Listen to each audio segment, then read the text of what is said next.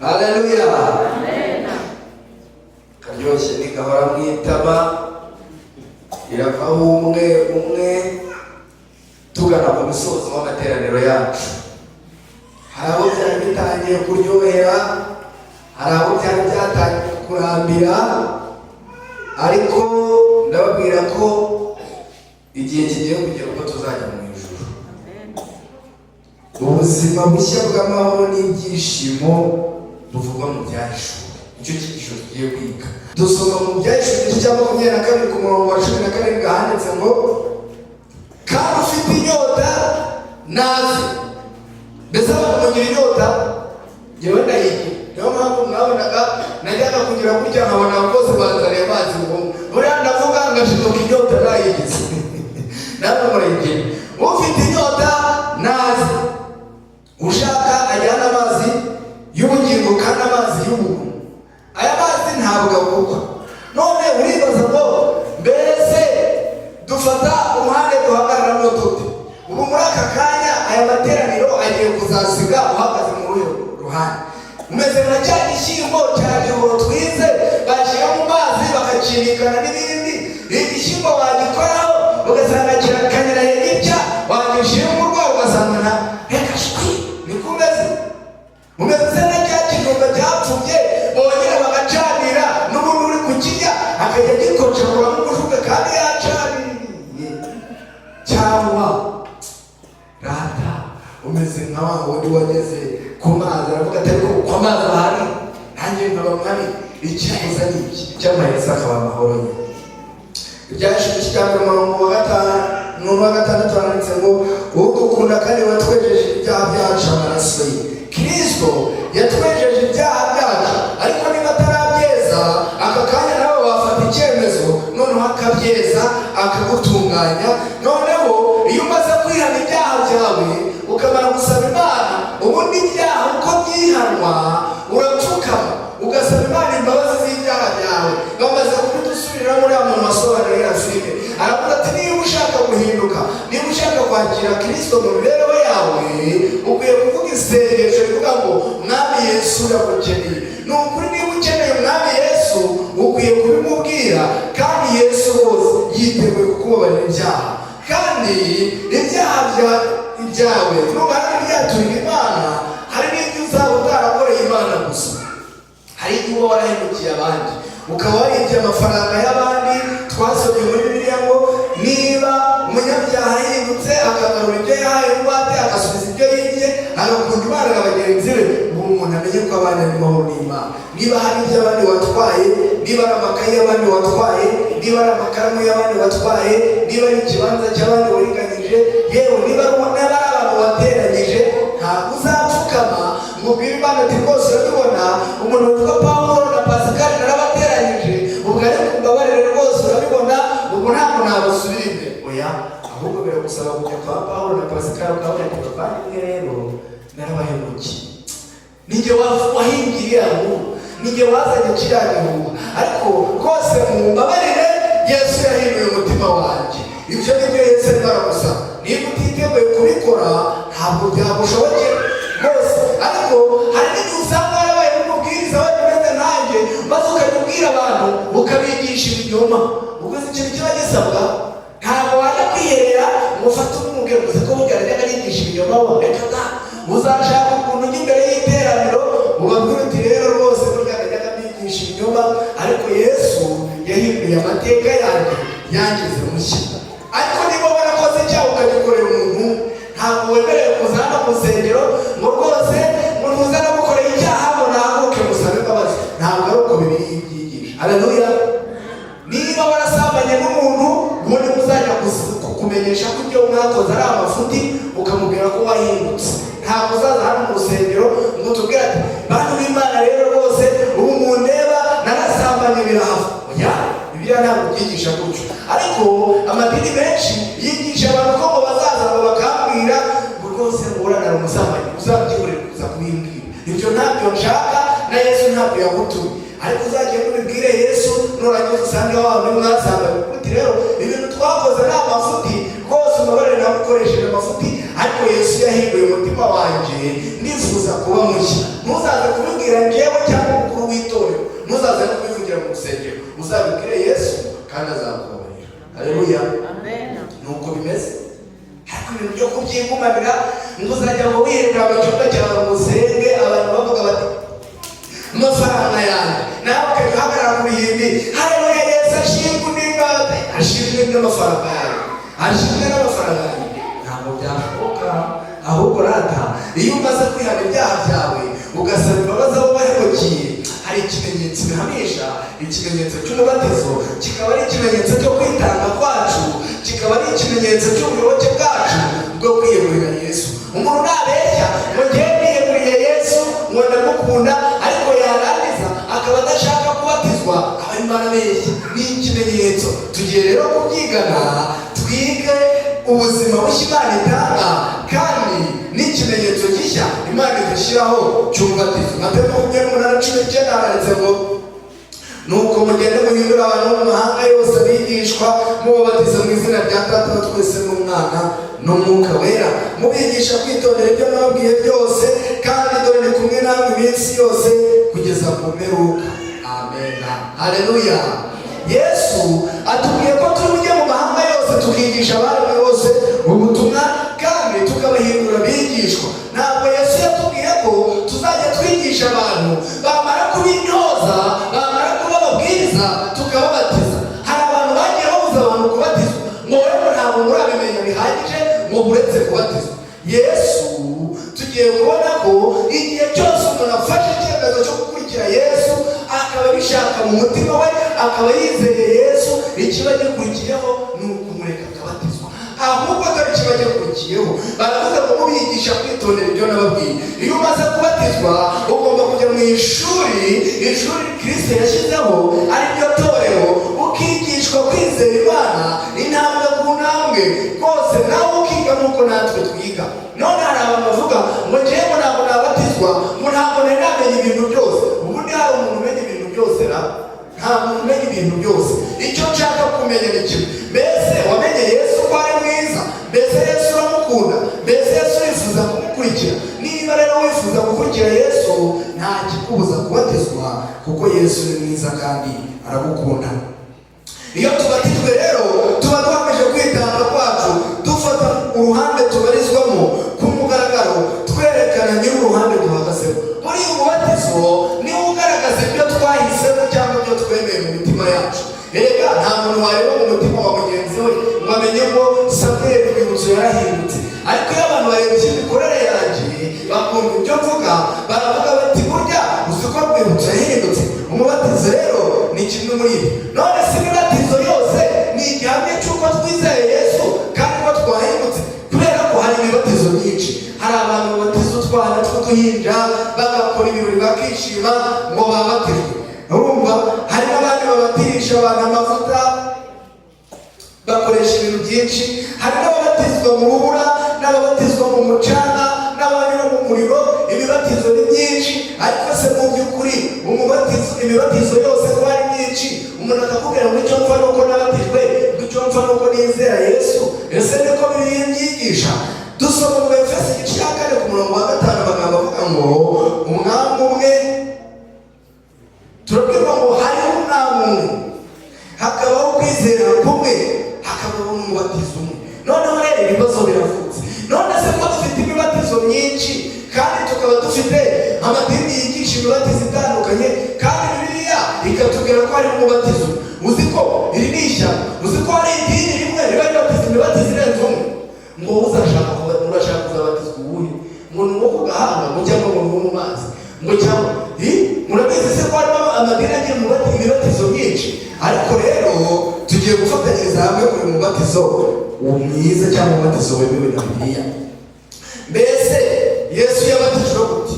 Niba dushaka kumenya uko dukwiye kubatizwa, dukwiye kwibaza ngo Yesu yabatijwe ate? Kuko Yesu aravuga ngo mugere ikirenge mu cyanyu, ni Pawulo wabivuze, nk'uko nakigeze mu cya Kristo. Dusoma muri Mariko 1:9 handitse ngo muri iyo minsi Yesu ava i Nazareti y'i Galileya araza abatizwa na Yohana muri Yorodani. Haleluya. mu byakozwe n'intumwa igice cyaho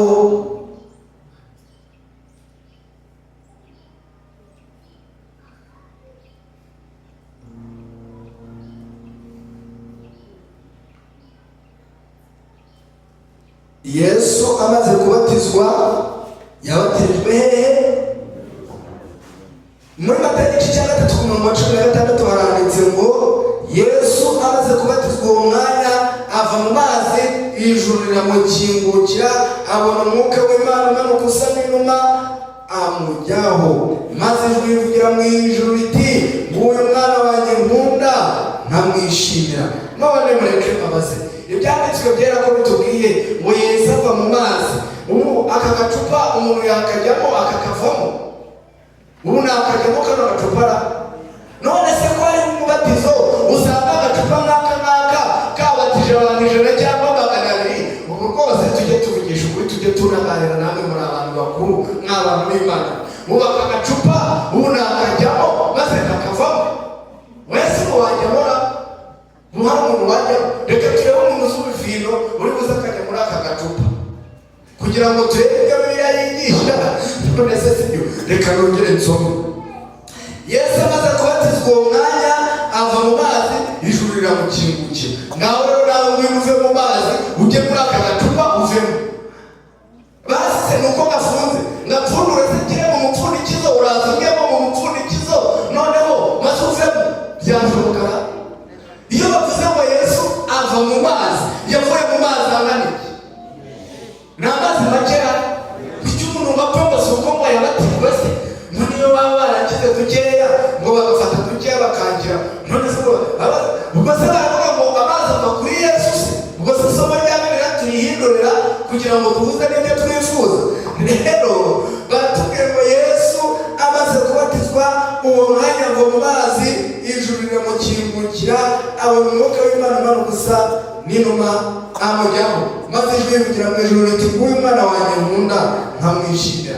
Ese wari uzi ko nawe iyo umaze kubatizwa ariko wabireteye intambwe zazo bitwize, atari byanjye kuvuga ngo nabonye umugabo mubatize ngo reka nanjye mbatizwe, ngo nabonye umugore mubatize ngo reka nanjye mbatizwe? Oya, ahubwo iyo uvuze uti ndashaka gukurikira Yesu maze ukihana ibyaha byawe, wari uzi ko iyo umaze kubatizwa uba uhindutse mushya, ijuru riramukingukira. Uzi ko umwuka wera kuzaho? Yewe nk'uko byagenze kuri Yesu niko nawe byakugendekera.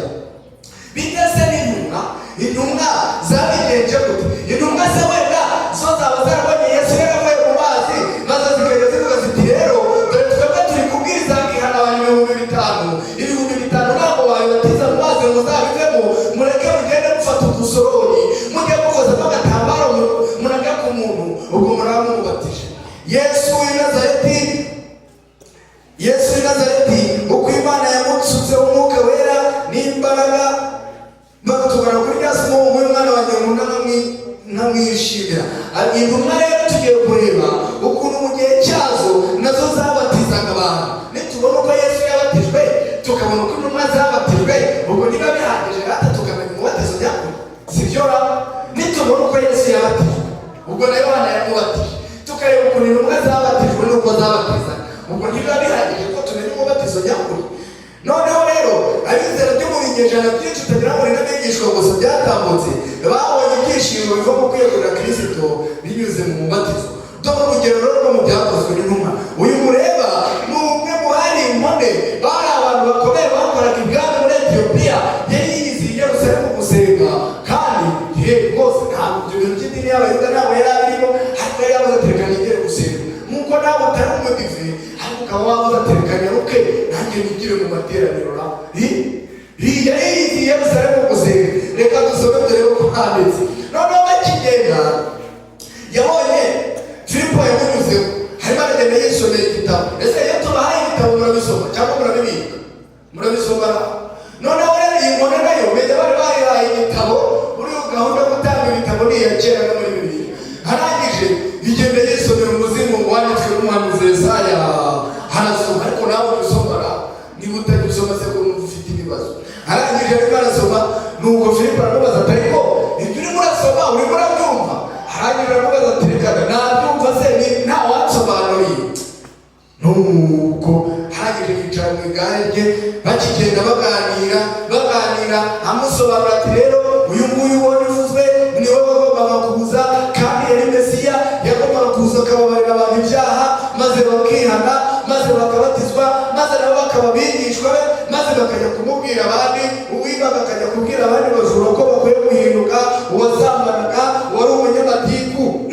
Ati nuko byagendaga, ati nuko baba babonye amazi bakigenda mu nzira baganira, ikiganiro cyacu mwana rwagana n'umuntu ukabona ikiganiro cyaryoshye, mukihuta uzi ko hari igihe wabana no kurenga mu rugo kubera ikiganiro cyaryoshye. Ntabwo birakubaho se ukaganira n'umuntu mukaganira yewe ugahita wibuka kuhageze, ukumva mu rugo haba higiye hiryaho gatoya kubera ukuntu ikiganiro cyari cyaryoshye. noneho barimo baragenda aho arakemutse ati dore amazi.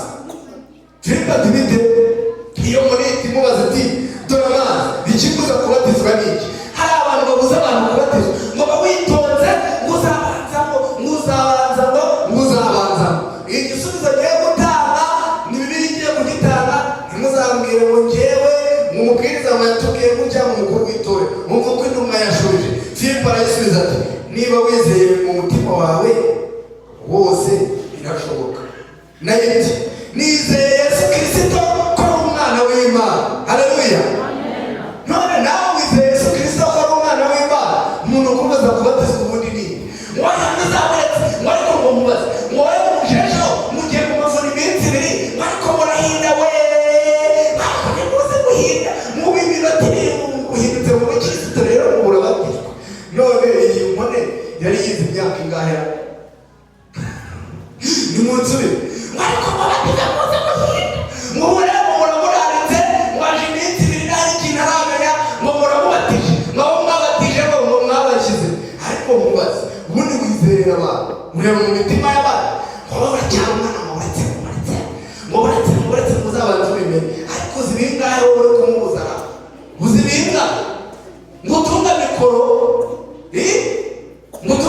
mubaze ibibazo bikomeye kandi nanjye yirunze hari ibyananiye. Ubwo rero abayobozi dore umuco Bibiliya utanze mujye mugendera ku cyo Bibiliya ivuze.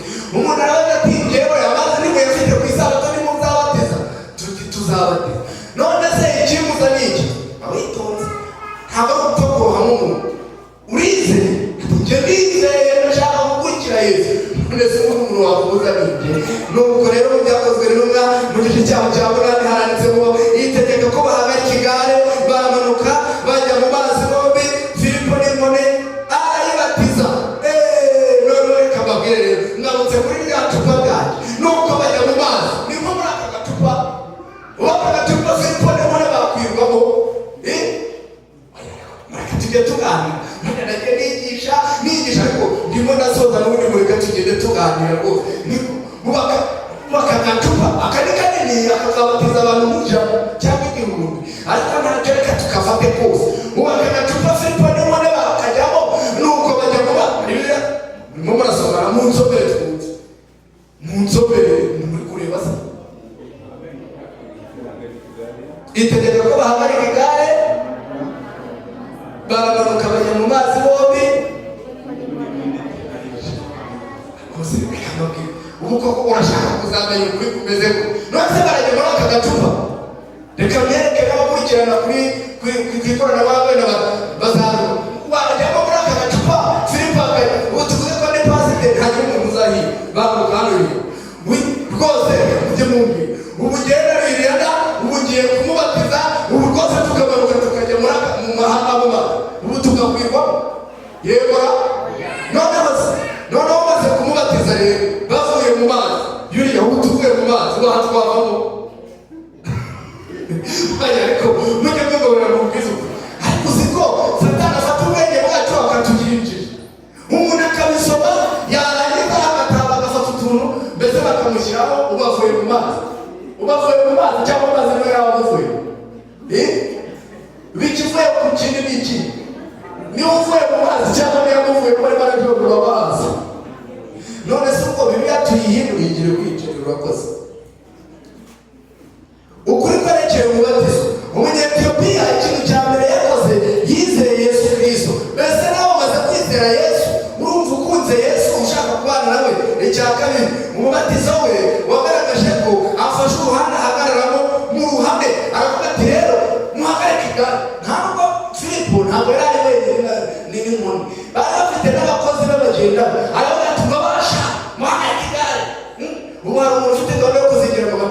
isabato agahita agatuza munekere ntabwo niyijyanye uyihagarike agahita abwira umumotari ati umva ntuzajyanire moto ahubwo uzajyana kubatizwa muhagarike igare none bafata icyemezo umunyetiyopiya na Filipo bajya mu mazi bamaze kubatizwa ava mu mazi umubatizo si ubundi bisobanura iki uyu munsi ndashaka ko tuganira rwose kuko nyine turimo tugenda dusezeranaho ijambo ry'ikigiriki ryitwa baptizo risobanuye kwiriza cyangwa kwimika gushyira mu kintu amazi menshi none reka mbabazi ubu ngubu ndamutse mfashe aya mazi yanjye narangiza nkayamena ku mashini si menshi nkayamena muri ino mashini yanjye ko niyigishirizamo cyangwa no mikoro ubu naba nyinditse mu mazi ubu se reka mubaze ko mwese mwimika imyumbati wafata imyumbati yawe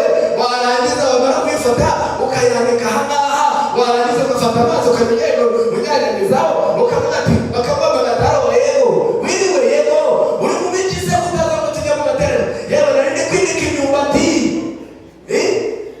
ese fata amasakara uyashyira ku musambi kuri shitingi noneho ni mu mironi twagiye mu materano bamutaza bazanirika amasaka yanjye uretse bazanirika amasaka yanjye nuko bimika isubu abantu b'Imana n'inshuti z'Imana mukaba n'inshuti zanjye ubu ibintu byo kubatizwa umuntu bakamwishyura udufaranga ndakunda ko gutuzi ku gahanga agatanga amafaranga y'uko yabatijwe ibi bintu koko byavuye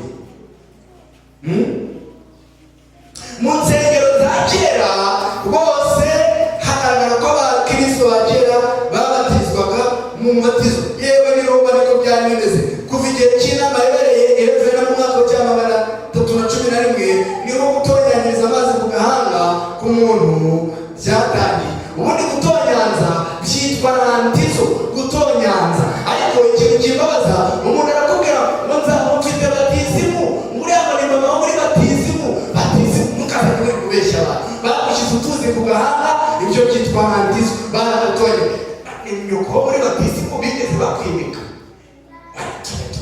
natuvuga ati buriya ni mama wo gutonyanzwa kabivugize nabi cyangwa se niba bagatonyanga wenda bakabashakira akazi nawe nakakazirimo uzajya ati dore mama bagatonyanga wenda ibyo ibyo kuba muri mama wo batisimu ntabwo bakwimitse ariko niba barakwimitse ntacyo. Rero ubusobanuro bw'umubatizo muri Bibiliya ni ubuhe? Mu Baroma igice cya 6:3 haranditse ngo nimuzi yuko twese ababatijwe muri Yesu Kristo twabatijwe no mu rupfu rwe. None reka mubaze rero nawe wabatijwe no mu rupfu rwa Kristo, ibyaha byawe nawe byarabambwe, wumva utakibyifuza, wifuza kuzukira muri we. Nuko rero kubw'umubatizo twahambanywe nawe mu rupfu rwe, kugira ngo nk'uko Kristo yazuwe n'ubwiza bwa Data wa twese ari nako natwe tugendera mu bugingo bushya. None rero reka mubaze, igihe bajyaga kukubatiza wari wafashe icyemezo cyo guhindura rwose, uravuga ati ndashaka guhinduka, maze rwose igihe wavaga mu mazi nuko mwibuka ko pasiteri akwinika hehe mu mazi, niyo mpamvu bakwinika ni igishushanyo cy'uko Yesu yapfuye bakamushyira hehe mu gitugu. Noneho bakunda uva mu mazi ni igishushanyo cy'uko Yesu yazutse akava mu bapfuye. Burya nawe waravutse uwo kurimbuka, ariko iyo umaze kubatizwa by'ukuri wihana ibyaha byawe ubu kandi ugiye kubona ubugingo. Burya Yesu aje aba yakujyana igihe wihanye ukagendera mu bugingo bushya. Ariko rero ntabwo ari umuntu witwara uko abonye, ahubwo ni umuntu uhinduka, imibereho ye igahinduka, wajya umureba ukabona koko yarahindutse. Abo rero nk'uko Kristo yazuwe n'ubwiza bwa Data twese,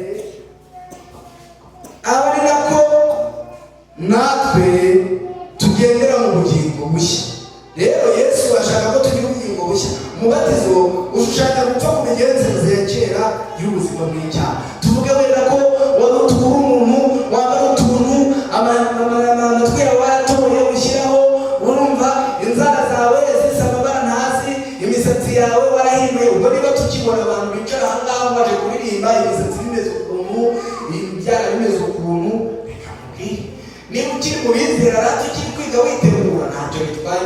Imisatsi yawe ati ntawayikoraho, inzara zawe ati agacupa ntabwo z'abantu baba mwitorera w'inzoga bagafata umutobe akanga kuwunywa uyu munsi akaza